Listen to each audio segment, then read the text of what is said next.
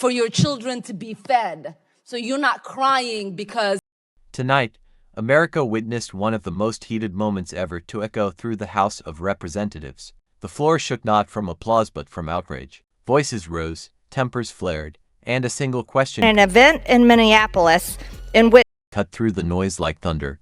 Where does loyalty and betrayal begin? For years, Representative significant amount of justifications raised. CARE was founded after Ilhan Omar has stood at the center of controversy, her words dissected, her motives questioned.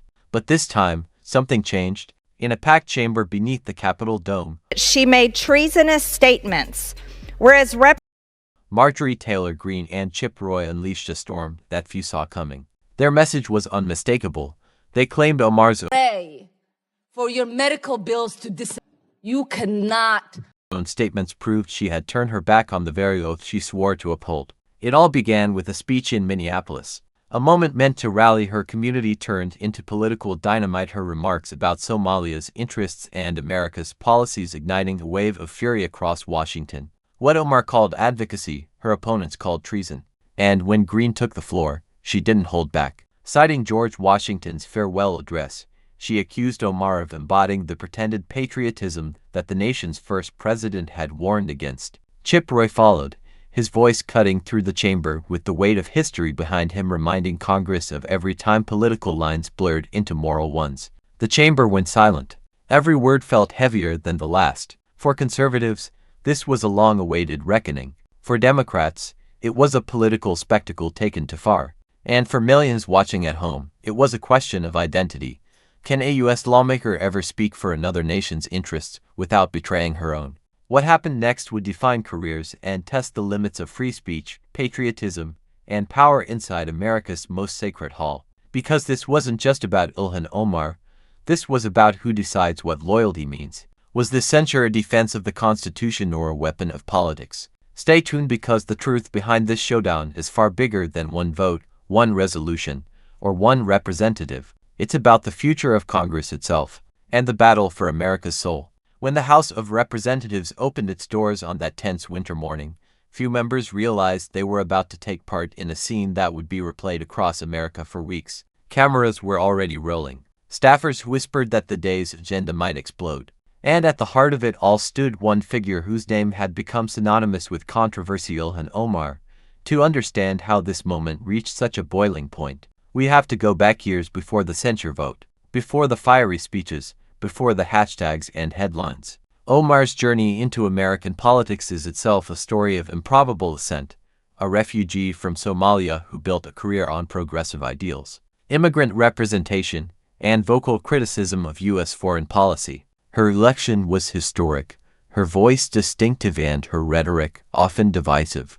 Early in her tenure, Omar challenged American interventionism, questioned military spending, and called out what she labeled double standards in foreign affairs. For her supporters, she was fearless, a truth-teller unwilling to toe Washington's line. For her detractors, she was reckless, a lawmaker who seemed more comfortable scolding her own government than defending it. The tension first ignited in 2019 with the now infamous phrase, "Some people did something." In context, Omar had been addressing Islamophobia and the civil rights challenges faced by Muslim Americans after 9/11.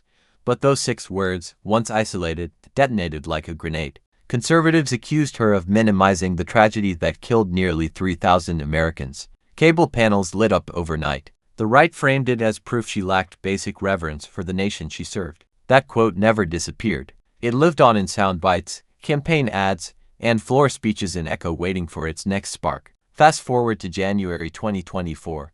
Omar attends an event in Minneapolis, speaking before an audience of Somali Americans. According to transcripts later read on the House floor, she assured attendees that the U.S. government will do what Somalians in the U.S. tell them to do. She vowed to protect Somalia's waters from neighboring claims and promised that, for as long as I am in Congress, Somalia will never be in danger. Within hours, excerpts spread across social media. Conservative commentators framed the remarks as shocking evidence that Omar was lobbying for a foreign government while sitting in the U.S. House. Hashtags like #OmarTreason and #CensureNow trended overnight. Talk radio hosts replayed her lines in disbelief. By Monday morning, Washington was already dividing itself into 2 camps. One side said her words had been mistranslated, exaggerated, ripped from their cultural context. The other side said context didn't matter, the meaning was plain, and the meaning was un-American. Enter Marjorie Taylor Greene, the firebrand from Georgia's 14th district. No stranger to controversy herself, Greene saw an opportunity to define the debate through the language of constitutional duty. She drafted a censure resolution that would accuse Omar of violating her oath of office, a document laced with quotations from George Washington's 1796 farewell address, warning against the impostures of pretended patriotism and foreign influence in government. At first, even some Republicans hesitated. Censure is rare. It's a public shaming recorded for history. Using it against a sitting member risks appearing vindictive. But then came Chip Roy of Texas, a constitutional conservative known for measured but forceful arguments. Roy's decision to support Greene shifted the momentum. If Greene represented the emotional flame, Roy brought the legal torchlight. He reminded colleagues that every representative swore to bear true faith and allegiance to the United States, without mental reservation. In Roy's view, Omar's own words had crossed that boundary.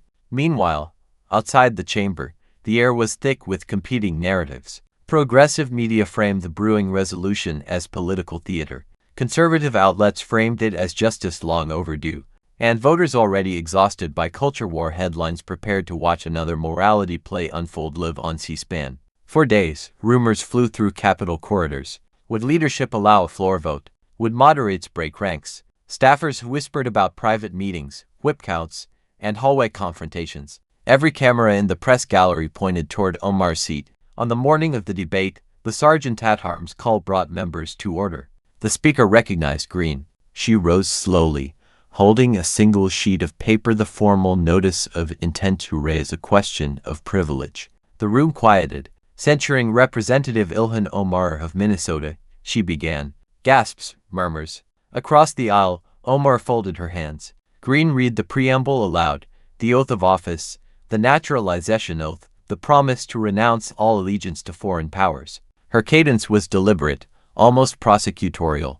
Cameras zoomed in. Every phrase sounded like a charge. When she reached the passage describing Omar's January remarks, the chamber stirred again. Greene accused her colleague of acting as a foreign agent and betraying America's founding principles. The gravity of those words, foreign agent, hung in the air. Then Chip Roy took the microphone. His tone was steadier, less fiery, but his message cut deep. He spoke of precedent, of earlier Congresses where norms were broken and boundaries tested. He recalled Senate battles over judicial nominees and rule changes, the infamous nuclear option. Each historical example served his point. Once a body allows exceptions to its own standards, accountability dissolves. The door was opened, he said, and now we're dealing with it. The door shouldn't have been opened. Roy's analogy turned the political moment into a moral reckoning. He wasn't just talking about Omar, he was talking about Congress itself, about the erosion of institutional trust. Listeners heard two parallel trials, one of a person and one of a system. Outside the chamber, the noise was deafening. Cable networks cut into regular programming. Commentators traded labels: traitor, martyr, patriot, victim. Hashtags flared again. In Minneapolis, Omar's supporters organized rallies. In Texas and Georgia, talk shows framed Greene and Roy as heroes defending the republic. Political analysts pointed to a deeper undercurrent, the re-emergence of the loyalty test in American life. In an era of globalized identity, dual heritage, and diaspora politics, what does it mean to be 100% American? The censure debate turned that philosophical question into breaking news.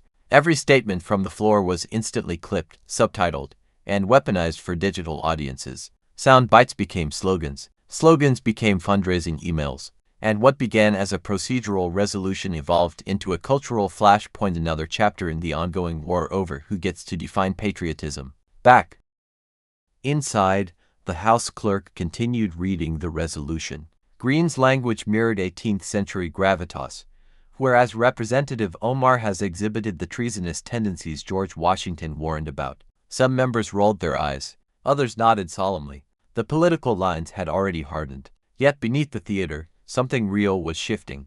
Members who once avoided hard votes on ethics were suddenly forced to declare where they stood. Younger lawmakers, aware that every gesture might go viral, measured their reactions carefully. Veterans of Congress recognized déjà vu.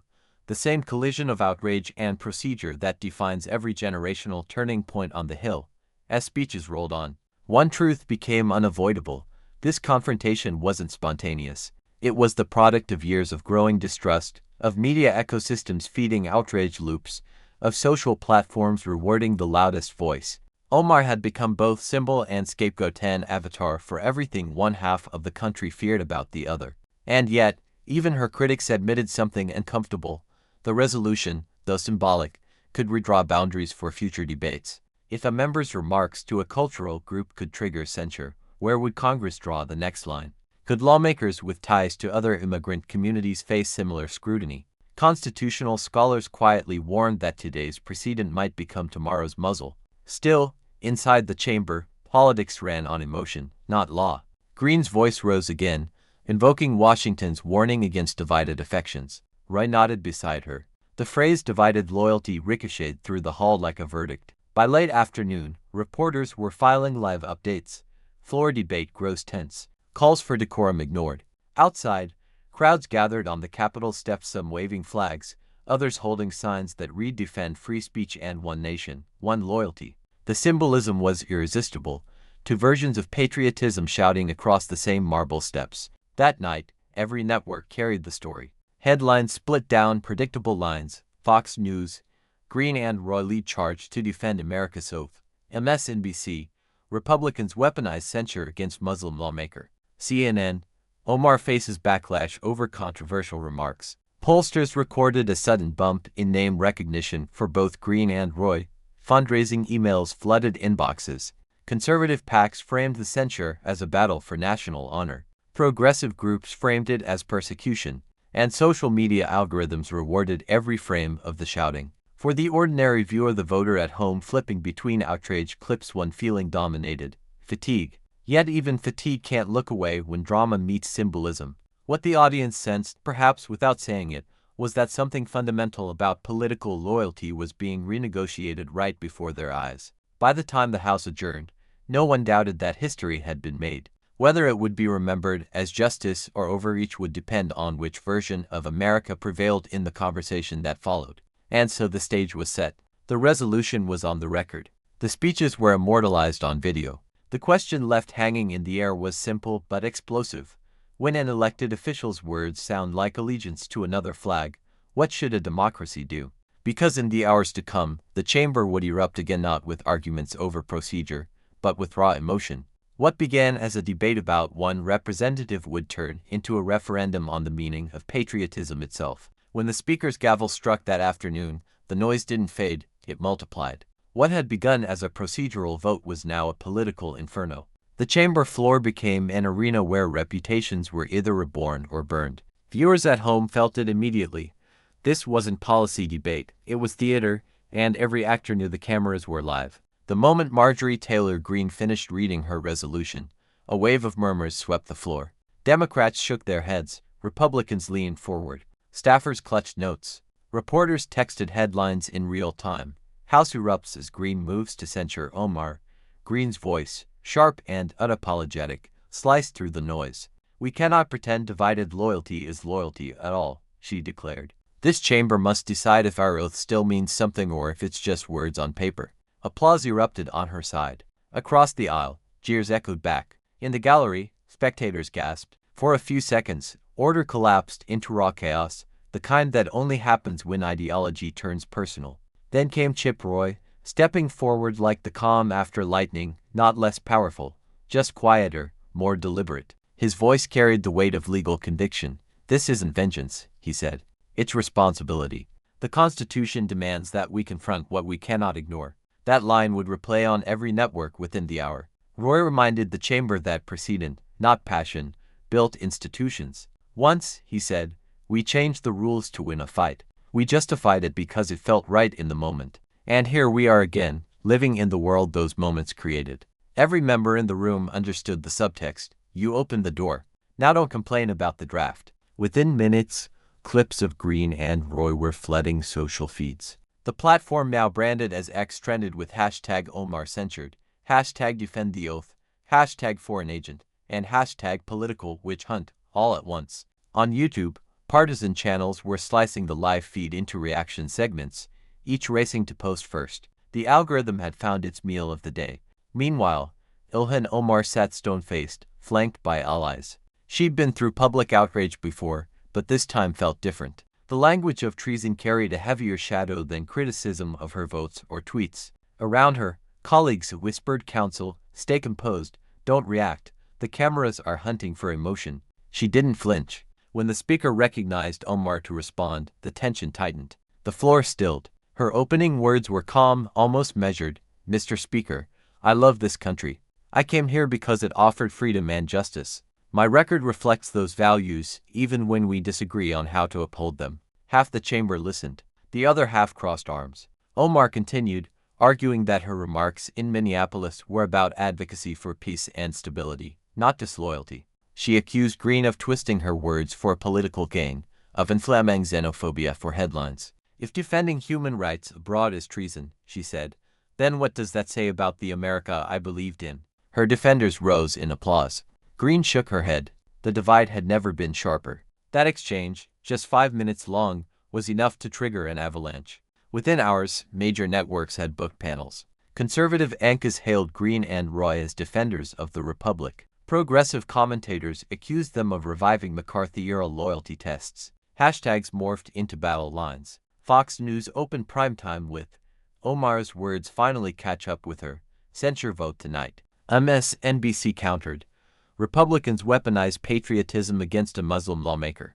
On CNN, the Chiron simply read, "Tension in Congress, a nation divided over loyalty." Viewers saw split screens, Greene pounding the lectern, Roy citing the oath, Omar responding with quiet defiance. Patriotic music under one version, somber piano under another. The same footage, two Americas. The backlash spilled beyond politics. At universities, student groups argued over whether criticizing foreign policy equaled betrayal.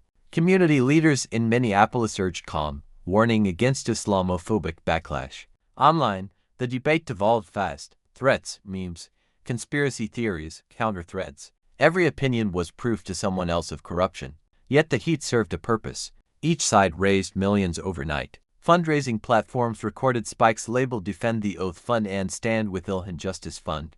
In the digital economy of outrage, controversy is currency. Back in Washington, lawmakers retreated to party caucuses. Moderate Democrats debated distancing themselves from Omar's phrasing while condemning Greene's tactics. Moderate Republicans wondered aloud if the spectacle might backfire by making Omar a martyr. But leadership on both sides knew, once the cameras catch fire, you ride it until it burns out. Chip Roy, meanwhile, doubled down. In a follow-up press scrum he said, "If we can't agree that an oath to America is absolute, then we've lost the meaning of representation." Reporters pressed him. Did he truly believe Omar was a foreign agent? Roy paused, the pause of a man who knows the quote will live forever, and answered, "Her words speak for themselves." Marjorie Taylor Greene was less restrained. Standing before a bank of microphones, she thundered, "For too long, people have hidden behind political correctness to justify divided loyalties. Not anymore." Cameras clicked, flashbulbs fired. Her statement, clipped at exactly 10 seconds, became the sound bite of the night. To seasoned observers, the pattern was familiar. One explosive hearing, then days of tribal reaction. But the Omar debate had an added ingredient, identity. She wasn't just a politician. She embodied multiple identities, immigrant, Muslim, woman of color, that turned every critique into a cultural flashpoint. Greene and Roy knew that, consciously or not, and framed the narrative accordingly. This wasn't about religion or ethnicity, it was about allegiance. By keeping the argument framed around loyalty, they gave their supporters a moral high ground while their critics accused them of dog-whistling prejudice. The genius and danger of that framing was its simplicity. In a country tired of nuance, clarity wins even when it's blunt. Loyal or not fits neatly into headlines, chants, and tweets. Context matters, rarely trends. Talk radio callers in Texas and Ohio described the censure as patriotic payback. In Minnesota, callers to local stations said Omar was being persecuted for representing immigrants who still care about their homeland. Everywhere, ordinary Americans projected their own fears into the story, about loyalty, about belonging, about who counts as truly American. By day's end, security around Omar's office was tightened. Anonymous threats poured in, a grim reminder of how political theater bleeds into personal danger. Her staff issued a statement condemning hate speech and reaffirming her commitment to serve all Americans. It barely broke through the noise. Meanwhile, Greene and Roy's offices were flooded with praise, with criticism, with donations. Supporters mailed flags and Bibles. Detractors sent letters accusing them of racism. Every side felt validated. Every algorithm got richer. What the public didn't see on camera was the exhaustion behind the scenes. Aides shuffled between offices, negotiating amendments, trying to slow the vote long enough for tempers to cool. But by now, the issue had outgrown Congress. It was trending on TikTok. Teenagers who had never watched C-SPAN were debating loyalty oaths in 30-second clips. Late that night, an emergency meeting convened in the Speaker's office. Advisors warned that a censure vote could inflame a division beyond repair. Others argued that backing down would signal weakness. If we don't act, one lawmaker said, we're telling Americans that the oath doesn't matter. The decision was sealed. The vote would proceed. Morning again. The House filled early. Outside, protesters lined the Capitol steps, flags on one side, banners reading "Stop the Witch Hunt" on the other. News choppers hovered overhead. Inside, members filed to their seats, faces tense. The Speaker called the chamber to order. One by one, names were read. One by one, votes were cast. The tally board glowed green and red. Every flicker of light represented a political future being rewritten. When the final count appeared, a low gasp rippled across the room. Censure passed. Reporters sprinted for exits. Producers shouted for live feeds. Outside, microphones swarmed Greene and Roy. History was made today, Greene declared. This House reaffirmed that loyalty to America is not negotiable. Roy echoed, we didn't divide the country. We reminded it who we are. Across town, Omar faced cameras of her own. She spoke calmly, refusing to show anger. This resolution will be remembered not for its righteousness but for its fear, she said. It tells every immigrant child watching that no matter what you do, some will question if you belong. Her supporters cheered. Her critics scoffed. The divide widened. The following 24 hours were chaos. News cycles looped her speech and Greene's response in endless rotation. Editorial boards weighed in. Legal scholars debated whether the censure had teeth or was purely symbolic. Social science analysts tracked polarization spikes in online discourse. And somewhere beneath the noise, ordinary Americans tried to process what loyalty now meant in a nation that argues about everything, even allegiance. Political historians compared the event to past censures, from Joseph McCarthy in 1954 to Charles Rangel in 2010, but concluded this one was different. It wasn't about corruption or conduct. It was about language, perception, belonging. For the first time in decades, Congress had formally punished a member for words alone. And that's what made the firestorm burn so long. Because once the government declares that certain speech implies disloyalty, every future word in the chamber carries new risk. Every representative now wonders, could my next sentence be read as allegiance to something else? For Greene and Roy's base, that risk was worth it, a necessary redrawing of moral boundaries. For Omar's defenders, it was proof that dissent is being criminalized. Both sides claimed patriotism. Both sides saw betrayal. Outside the Beltway, late-night comedians joked about the oath police. But beneath the laughter lay fatigue. Americans sensed they were watching a preview of politics to come louder, harsher, more moralistic. By the week's end, the clips had amassed tens of millions of views. Greene's fiery moment ranked among YouTube's top political searches. Roy's calm admonition, "The door was opened," became a meme captioned over everything from baseball fights to office drama. And Ilhan Omar's Minneapolis speech, once obscure, had become one of the most replayed videos of the year. The firestorm had achieved what every algorithm dreams of: endless engagement. But engagement isn't understanding. Somewhere in the blur of likes, retweets, and rage, the original question had vanished: was this truly about loyalty, or just about power?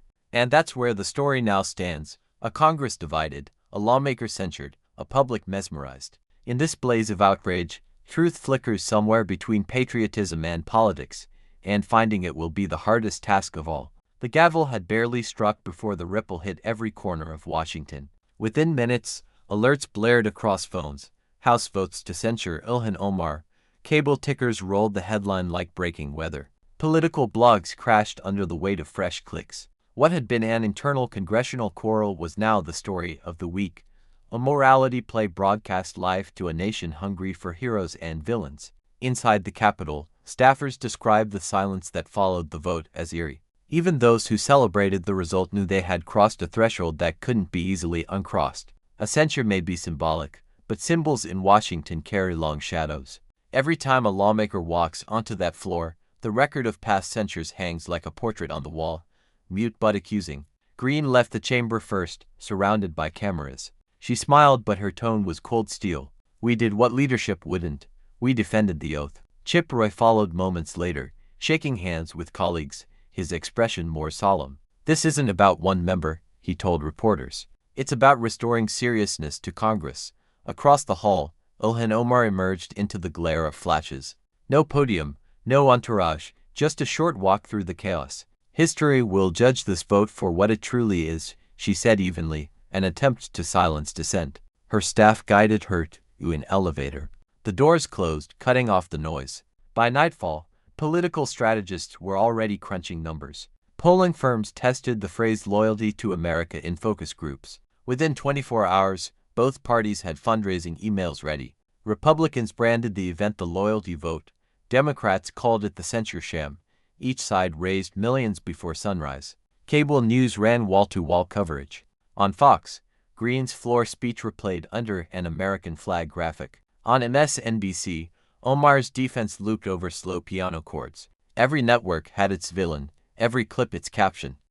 But the real tremor was local. In Minneapolis, Omar's district became a microcosm of the national divide. Community centers buzzed with emergency meetings. Supporters argued that their representative was being punished for speaking from the heart of an immigrant community still tethered to its homeland. Opponents said the remarks proved she couldn't separate cultural pride from constitutional duty. At Somali-owned cafes along Cedar Avenue, televisions alternated between CNN and TikTok, each platform offering a different truth. One shopkeeper told a reporter, "They keep saying she's disloyal. We came here for freedom. Now they want to decide who loves America the right way." Across the street, a veteran watching Fox shook his head. Words matter. She swore an oath. If she forgets that, she shouldn't be there. Every quote fed another headline.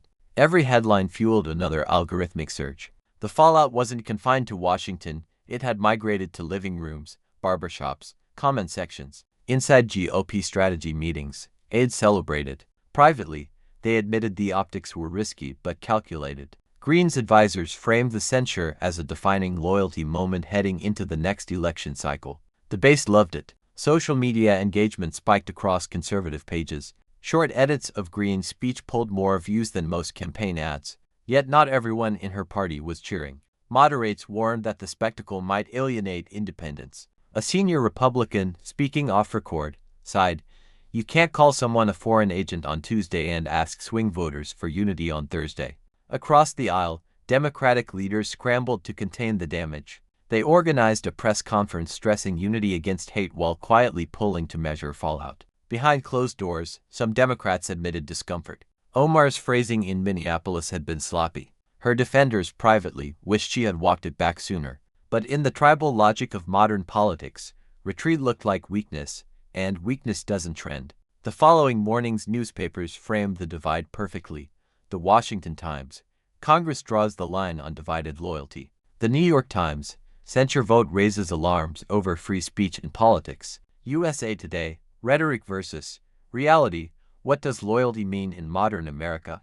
Each headline true from its own angle, each incomplete. Meanwhile, Omar's office phone lines melted. Hundreds of messages per hour, some supportive, many hateful, a few outright threats. Capitol Police logged them one by one. For the Congresswoman, the censure was political. The aftermath felt personal. Friends described her as calm but shaken. "She's used to criticism," one aide said, but this time the word treason hit different. "It's not about policy anymore, it's about belonging." In Greene's camp, morale was soaring. Her team released a montage titled "The Day We Stood Up." It featured patriotic music, slow-motion shots of Greene raising the resolution, and a quote from Washington's farewell address overlaid in gold letters. Within hours, the clip hit 2 million views. By the week's end, the fallout had entered phase 2.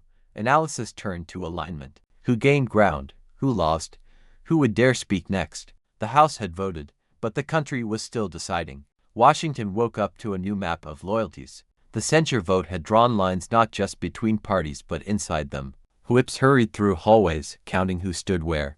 Reporters stalked elevators for quotes. Every conversation now began with a single question: did you vote yes? Among Republicans, the split was clear. The hard-right bloc celebrated. Moderates murmured that the chamber looked more like a battlefield than a deliberative body. Yet even those moderates couldn't fully oppose the motion without risking backlash from their base. Constituents were calling offices in droves, demanding statements of patriotism. One chief of staff summed it up: the phones aren't asking about policy anymore, they're asking who's American enough. Greene's inner circle capitalized fast. They printed new fundraising banners, red background, white bold text: loyalty is not negotiable. Within 48 hours, small donor contributions doubled. Greene posted a victory video filmed on the Capitol steps. This week we reminded Washington that the oath still matters. She paused, smiling into the camera. And we're just getting started. Her followers flooded comment sections with flags and fire emojis. Chip Roy handled things differently. He avoided victory laps and stuck to interviews framed around constitutional duty. In one appearance, he said, "We didn't attack faith or heritage. We defended accountability." That restraint broadened his credibility. Even some critics admitted he sounded like an adult in a room full of megaphones. Democrats, meanwhile, were torn between outrage and calculation. The party's progressive wing demanded a full-scale counteroffensive, resolutions condemning Greene for hate speech, ethics complaints, social media blitzes. Leadership hesitated. They knew escalation might feed Greene's narrative that conservatives were being silenced. Instead, they pivoted to messaging about governing through unity. Behind closed doors, they told Omar to keep public appearances measured and dignified, let the contrast speak for itself. In her district, that restraint paid emotional dividends. Rallies in support of Omar swelled through the weekend, crowds waving both Somali and American flags. Students painted slogans on cardboard: "Criticism does not equal treason, we belong here." Local clergy joined in, calling the censure a wound to the immigrant dream. For many, defending Omar became synonymous with defending identity itself. But the backlash had its own energy. Veterans groups, conservative church networks, and some independents held counter-rallies under banners reading "One flag, one oath." To them, this wasn't about ethnicity or religion. It was about the sanctity of a promise. Each rally made the other louder, each clip more viral. By Monday, television networks were broadcasting a split screen, dueling protests framed as America versus America. Inside think tank offices, analysts charted the impact. Polling from 3 national outlets showed a 12-point rise in voter awareness of the term censure. Among Republican voters, 68% supported the decision. Among Democrats, 72% opposed it. But the independent bloc, the one that often decides elections, was fractured straight down the middle. Half said the censure upheld standards. Half said it threatened free speech. That 50-50 divide lit up every strategist's radar. Consultants began whispering about 2026. Could Greene ride this moment into leadership clout? Could Roy position himself as the constitutional conscience of the GOP? And could Omar, paradoxically, turn victimhood into renewed strength back home? In American politics, controversy often functions as fertilizer, toxic, yes, but growth-making. Sunday morning shows feasted on the story. Panels replayed footage frame by frame, the glare between Omar and Greene, Roy's calm nod, the speaker's gavel. A media scholar on PBS noted, "We've returned to politics as morality play. Every hearing is a sermon now." On social platforms, creators clipped and revoiced the debate into memes, satire, rap remixes. The Oath Challenge trended for a day, users filming themselves reciting the pledge while dramatic music played. Even apolitical audiences now knew the storyline: Ilhan Omar versus Congress, loyalty on trial. For insiders, though, the real aftershock was procedural. The precedent of censuring a member over words opened legal gray zones. Parliamentarians quietly drafted memos warning of potential First Amendment concerns. The House Counsel's office reviewed whether future members might sue over reputational harm. No one expected a lawsuit to succeed, but the signal was clear: Congress had blurred the line between speech and conduct. Senior Democrats held an emergency caucus. Some argued for introducing a Free Speech in Congress Act, clarifying that opinions, however controversial, can't trigger disciplinary action without due process. Others said doing so would look like defending Omar too directly. They postponed the idea, politics first, principles later. Out on the campaign trail, every contender found a way to mention it. Conservatives running in local races quoted Greene's resolution. Progressive challengers vowed to fight the loyalty witch hunts. Political merch appeared online within days. Mugs reading Team Patriot and t-shirts saying Team Truth. What Congress started, the market finished. By mid-February, the fallout had solidified into storylines. Greene, the crusader for American purity. Roy, the reluctant moral lawyer. Omar, the censured survivor. Each persona profitable, each narrative self-sustaining. But underneath the slogans was something quieter, heavier, fatigue. Staffers from both parties confessed to reporters they were tired of governing by outrage. One Democratic aide said, "Every week it's a new morality test. Nobody legislates anymore. We just litigate loyalty." A Republican counterpart replied, "Maybe that's what voters want now." Drama beats detail. The numbers suggested he was right. Engagement on political YouTube channels soared. The top 3 clips about Omar's censure crossed 25 million views combined. Algorithms rewarded the loudest narrators. The calmer the analysis, the fewer the clicks. Thus, the political aftermath wasn't just about votes or committees. It was about the evolution of politics itself, a shift from policy debates to identity showdowns, from persuasion to performance. And though both sides claimed victory, few realized they were now trapped in the same loop, outrage as oxygen. Weeks passed, but the echo never faded. Every time Congress reconvened, whispers trailed Omar through the corridors like a living headline. When she rose to speak on unrelated bills, side conversations stilled, not out of respect, but anticipation. What will she say now? Censure may not strip a seat, yet it brands a name, a scar that never fully heals. Outside the Capitol, the story had grown tentacles. Cable producers kept the loyalty debate banner alive for ratings. Podcasts dissected every syllable. Documentary crews requested access. Even late-night comics couldn't resist the drama. The laughter was nervous because everyone knew the stakes weren't funny. In Minneapolis, Omar doubled her district schedule. Town hall meetings overflowed. Some constituents hugged her. Others demanded answers. One woman stood up and said, "You've become a symbol, whether you wanted it or not." Omar nodded. "Symbols can fight back," she replied. That line trended again, half celebrated, half mocked. Marjorie Taylor Greene toured conservative strongholds, greeted like a folk hero. At rallies she repeated her refrain, "Patriotism is not hate. It's love strong enough to confront betrayal." Crowds roared, flags waved, phones filmed every word for TikTok loops. Behind the scenes, advisors pushed her toward a Senate run. She didn't say no. Chip Roy, meanwhile, slipped into think tank panels and Sunday shows, quietly crafting his image as the statesman who gave outrage its conscience. He spoke about guardrails, about principled populism. Commentators called him the explainer, the man who made the storm sound sane. By March, international press had seized the saga. London, Doha, and Toronto headlines all asked the same question. Has America turned its loyalty debate inward? Foreign analysts compared the censure to loyalty laws abroad. Proof, they said, that U.S. democracy was entering its own test of identity. Inside the White House, aides groaned whenever the story resurfaced. The president, facing re-election pressures, wanted unity optics, not another tribal fire.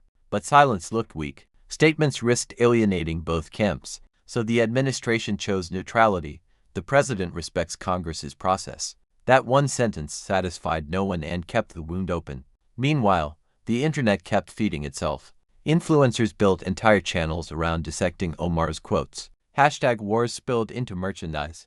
Team Oath versus Team Voice. Each t-shirt bought meant one more algorithm telling advertisers that outrage sells. Political scientists started publishing early papers, censure as performance in a hyper-mediated republic. They noted that the event had changed congressional behavior. Members now drafted speeches with YouTube thumbnails in mind. Every pause calibrated for a clip. Every glare rehearsed for a GIF. For Omar, the personal toll grew heavier. Friends described late nights, endless calls, and a constant bodyguard presence. But they also described resolve. "She's learned to weaponize grace," one aide said. "They expect fury. She gives them poise. It unsettles them more." The same week, a poll showed something astonishing. Omar's approval inside her district had risen by 4 points. Sympathy was setting in. To her supporters, she had survived a public trial and refused to bow. To her critics, she remained defiant, proof the system still tolerated what they saw as disloyalty. Either way, the censure hadn't silenced her. It had amplified her. In quieter corners of Congress, some lawmakers began whispering about reform. Maybe the chamber needed clearer guidelines.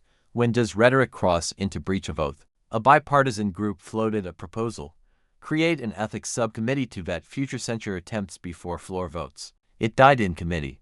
Outrage, after all, had better ratings than restraint. The longer the story lived, the more it mutated. By spring, conspiracy channels were claiming the censure was orchestrated to distract from budget scandals. Fact-checkers chased ghosts. Viewers stopped caring about truth and cared only about side. America wasn't debating Ilhan Omar anymore. It was debating itself. When historians look back, they may call this season the year of the oath, a year when patriotism became a performance, when microphones replaced gavels as instruments of power, when words, not laws, drew blood. In that sense, the fallout never really ended. It just changed form, seeping into talk shows, classrooms, and dinner tables. And so, as the cameras dimmed and the headlines aged, one fact remained. Congress had proven it could still ignite a national conversation, but not yet that it could heal one. Omar kept her seat. Greene kept her spotlight. Roy kept his respect. The rest of the nation kept arguing. Because in America, even silence becomes political, and every oath is now spoken into a microphone. The cameras were gone, but the echoes remained. The censure vote that had rocked the House was now reverberating far beyond Washington, into think tanks, embassies, and newsrooms around the world. Foreign correspondents who once described American democracy as the steady hand of global politics now spoke of it in tones usually reserved for experiments, unpredictable, emotional, self-consuming. From London to Nairobi, op-eds dissected the episode as a symbol of a nation arguing with its own reflection. One British columnist wrote, "The United States no longer debates policy. It debates purity." A French diplomat put it more bluntly: "The Omar affair shows America is exporting its culture war faster than its democracy." BBC News rolled footage of the House chamber while an anchor explained how the confrontation had revived memories of McCarthy-era loyalty trials.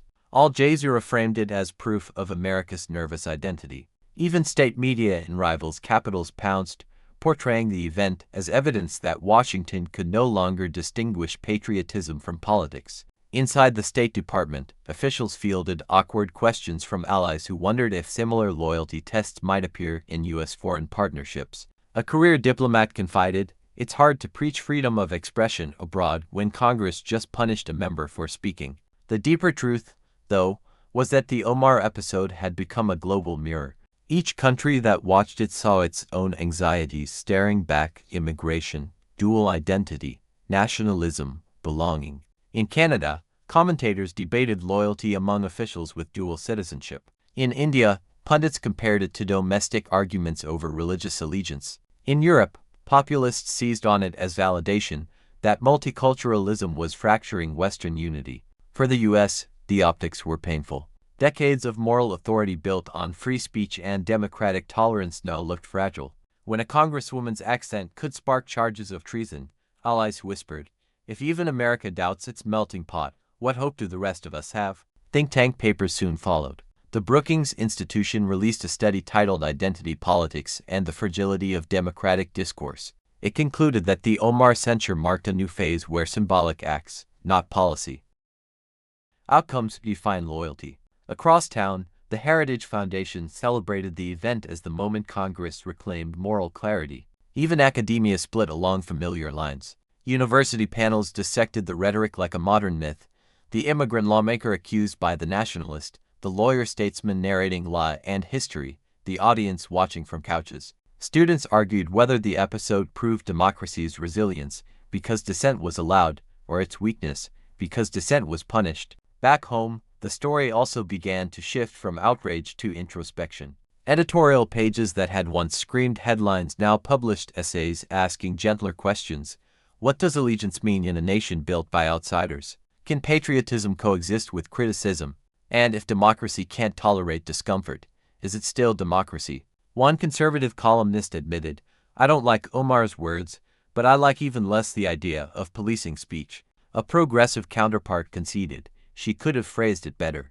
Ignoring that truth weakens our argument. For a brief, fragile week, nuance resurfaced: quiet, cautious, almost nostalgic. In congressional corridors, however, the wound had already calcified into precedent. New drafts of House rules circulated, hinting at tighter speech codes for members representing foreign-born communities. Civil rights lawyers sounded alarms. One memo read, "We are drifting from accountability into suspicion, a place history warns us not to go." Still, politics rarely pauses for philosophy.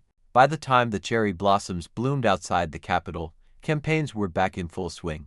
PACs on both sides plastered the censure across fundraising emails. The fight for America's soul had a new season, a new slogan, and, for many voters, a new fear that loyalty itself might soon require a definition written in party language. The censure debate didn't end in Washington, it came home with everyone watching. Within weeks, school board meetings, Sunday sermons, and dinner table conversations all began echoing fragments of the same argument. Who decides what love of country looks like? Teachers in civics classes found themselves rewriting lesson plans. One high school instructor in Ohio told reporters, "My students keep asking if criticizing the government makes you an American. I used to have an easy answer. Now I hesitate." Textbooks suddenly felt outdated. Chapters about the First Amendment read like artifacts from a simpler age. On campuses, debates turned electric. At Howard, Berkeley, Liberty, and countless community colleges, students packed auditoriums for panels titled Patriotism and Protest. Some stood and argued that dissent was the highest form of loyalty. Others countered that without shared reverence, the republic dissolves. For a generation raised online, the Omar controversy became a template, a crash course in the new civics of outrage. Meanwhile, in churches and mosques, pastors and imams were forced into conversations they hadn't planned. Sunday homilies wove scripture with sound bites from Congress. One preacher in Texas declared, "Christ said a house divided cannot stand, and we've turned our house into an arena." In Minneapolis, an imam reminded worshippers, "Faith does not cancel citizenship. We pray in Arabic. We vote in English. Both belong." Applause rippled through the prayer hall, followed by tears. Hollywood noticed. Writers' rooms pitched new political thrillers where the villain wasn't foreign, it was mistrust itself. Streaming networks greenlit documentaries titled The Oath, Divided Loyalty, and The Congresswoman. Trailers cut between slow-motion gavel strikes and whispered oaths of allegiance, set to pulsing drums. Critics called it melodrama. Viewers called it truth. Talk show hosts joined in. Late-night monologues blurred satire and sorrow. In today's America, even the Pledge of Allegiance needs a fact-check. The audience laughed, but it was the kind of laugh that ends in silence. Online, the argument mutated faster than fact-checkers could track. Threads turned into tribunals. Short-form edits remixed floor speeches into battle anthems. Influencers built entire followings around the phrase "some people did something," reframing it as either proof of callousness or a misunderstood plea for empathy. Memes replaced nuance. Emotion became currency. In classrooms, students quoted those clips as evidence. In workplaces, HR departments circulated new memos on political expression at work. One Silicon Valley company even launched an internal channel called Respectieth, meant to cool tensions. It became a digital shouting match within hours. In small towns, barbershops and diners replayed rival networks on split screens. Half the room nodded one way, half another, everyone convinced the other side was blind. A retired trucker told a journalist, "I fought for this flag. Now I'm scared to wear it. Somebody'll say I'm making a statement." A college grad beside him whispered, "You are making a statement." 2 coffees cooled between them, untouched. The cultural fracture wasn't just ideological, it was emotional. It seeped into family group chats, weddings, reunions. Invitations quietly read, "Politics off limits." Some friends stopped talking altogether. The language of patriotism had become a dialect of suspicion. Sociologists began calling it the trust recession. Surveys showed record lows in confidence toward media, government, even neighbors. Yet paradoxically, participation soared. More rallies, more marches, more hashtags. America wasn't disengaged. It was overengaged, hyperreactive, addicted to the drama of democracy. In this frenzy, new figures emerged, podcasters, veteran commentators, even ex-soldiers positioning themselves as translators of truth. They spoke of reclaiming real patriotism, promising clarity amid chaos. Their audiences ballooned. Advertisers followed. Politics had fused completely with entertainment. Dissent had become a subscription model. Yet through the noise, small moments of grace flickered. A viral clip showed a Somali-American high schooler reciting the preamble to the Constitution before her class, her voice trembling, her classmates cheering. A veterans group in Wisconsin invited immigrant families for a joint barbecue under a banner reading different roots, same oath. For one weekend, no one argued. They just listened to each other's stories.